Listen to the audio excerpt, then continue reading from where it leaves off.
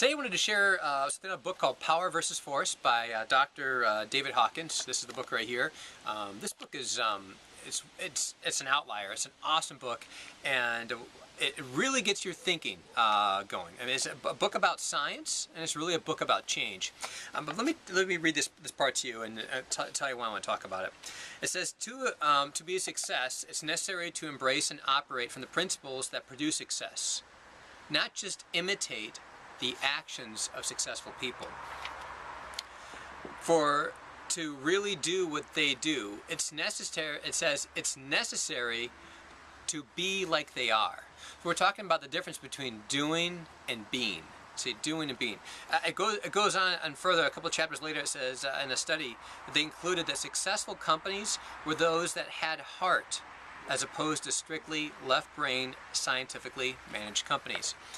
And today, as I look at the clients that I've worked with, there are so many companies that are looking to replicate success and figure out what's the formula that creates a predictable outcome. And that's a good thing to do. Obviously, it's what you want to do.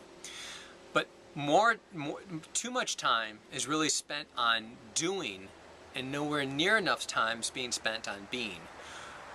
It's not just enough to read a phone script and interact with a customer and say certain words. I mean, I remember a client I worked with recently that the person was actually following the script exactly. But they didn't have any heart. They didn't have any belief or conviction behind what they're saying.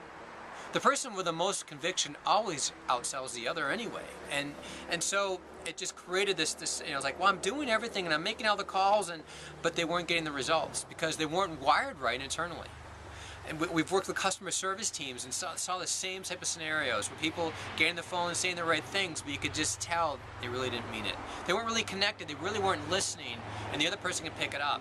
And if they can't pick it up consciously, they're picking it up subconsciously.